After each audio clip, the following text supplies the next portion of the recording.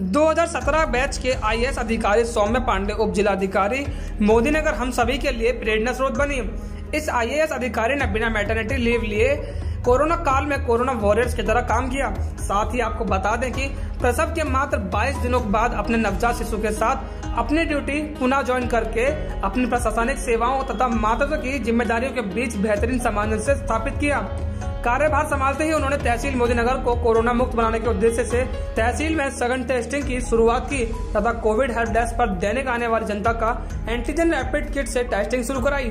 जी बिल्कुल, मैं एक आईएएस अधिकारी हूँ, तो हमें अपना सर्विस भी देखना है। और कोविड काल में आप सब जान रहे हैं पूरी दुनिया के ऊपर ये महामारी है, तो जिम्मेदारियां सबके ऊपर बढ़ जाती हैं। अब जहां तक बच्चे का सवाल है, ये देखिए प्रभु ने नारी को इतनी शक्ति दी है कि वो अपने बच्चे को जन्म देके और उसका पालन पोषण कर सके और सृष्टि को आगे बढ़ा सके। आप देखें हमारे भारत में भी एक पूरा ग्रामीण परिवेश जो है उसमें महिलाएं अपनी डिलीवरी के अंतिम दिनों तक काम करती रहती हैं, घरेलू काम करती हैं, बाहर का भी काम करती हैं, खेतों में भी काम करती हैं और फिर बच्चे को जन्म देके घर भी संभालती हैं, बच्चा भी पालती हैं। ठीक उसी प्रकार ये एक प्रभु का आशीर्वाद ही है कि मैं अपने 3 हफ्ते की छोटी बच्ची के साथ अपना प्रशासनिक कार्य कर पा रही हूँ। और ये सिर्फ मेरा इकलौते का योगदान नहीं है, इसमें मेरे परिवार का बहुत योगदान है। जैसे बच्ची के जो नानी नाना है, मेरा पूरा एक संयुक्त परिवार है। इसी में कहते हैं कि संयुक्त परिवार का बहुत इंपॉर्टेंट रोल हो जाता है कि परिवार के लोग बच्चे को जितना प्यार दे देते हैं तो आप अपना काम देख सकते हैं। और न केवल मेरा निजी परिवार, हमारा भारतीय संस्कृति तो वसुधैव कुटुंबकम की भावना से चलता है। तो मेरा जो तहसील परिवार है, मेरा जो पूरा ये गाजियाबाद का एक जिला प्रशासन परिवार है, इसमें बहुत सहयोग मिला मुझे थ्रू आउट प्रेगनेंसी और डिलीवरी के बाद भी। पूरा तहसील प्रशासन, जिसमें तहसीलदार, नायब तहसीलदार, तहसील के समस्त लेखपाल और समस्त स्टाफ, इन्होंने जी जान से मेहनत की और मेरा काफी कार्य संभाला और काफी टीम वर्क का एक उदाहरण दिया। इसी प्रकार जिलाधिकारी महोदय का बहुत सहयोग रहा और पूरे जिला प्रशासन का बहुत सहयोग रहा, जिसकी वजह से एक पूरा सपोर्ट सिस्टम की वजह से मुझे लगता है कोरोना काल में मैं प्रेगनेंसी में भी काम कर पाई और बिना मैटरनिटी लीव लिए अभी भी अपनी सेवाएं दे पा रही हूँ। जी बिल्कुल, एक्चुअली में कोविड इतनी बड़ी महामारी है और इसमें माननीय मुख्यमंत्री जी का बहुत फोकस रहता है कि उत्तर प्रदेश में कोरोना के कम से कम केसेस आए, सघन टेस्टिंग हो और हमारा उत्तर प्रदेश कोरोना मुक्त बने।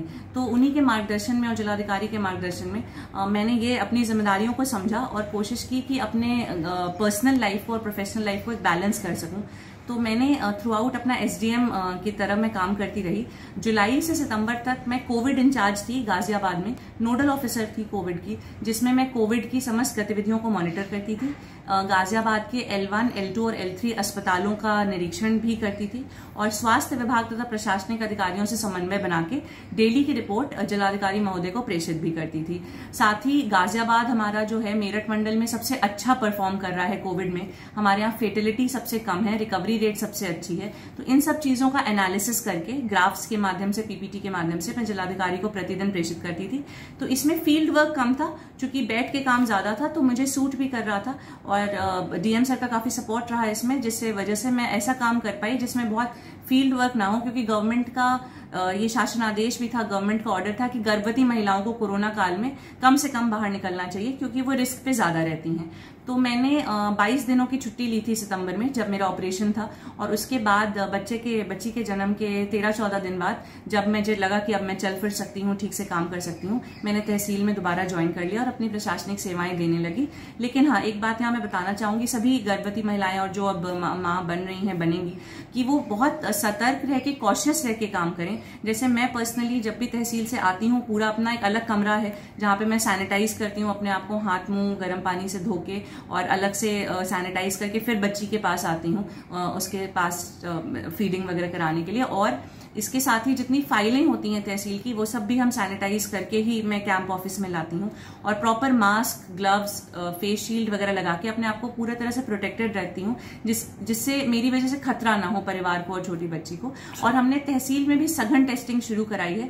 तहसील मोदीनगर को कोरोना मुक्त बनाने के उद्देश्य से तहसील में जितने लोग आ रहे हैं, आप लोग जैसे पत्रकार बंधु हैं, वकील हैं, जितने जनता में लोग आते हैं, रोज फरियादी आते हैं, उन सब की एंटीजन किट के माध्यम से टेस्टिंग की जाती है, तभी उनको एंट्री मिलती है और ये टेस्टिंग 1 हफ्ते तक मान्य रहती है। तो हम टेम्परेचर, पल्स और एंटीजन किट के माध्यम से कोरोना टेस्ट हर व्यक्ति का तहसील में करा रहे हैं, जिससे उनका और उनका परिवार भी सुरक्षित रह सके। इंडिया डायरेक्ट न्यूज के लिए गाजियाबाद से अजीत रावत की रिपोर्ट।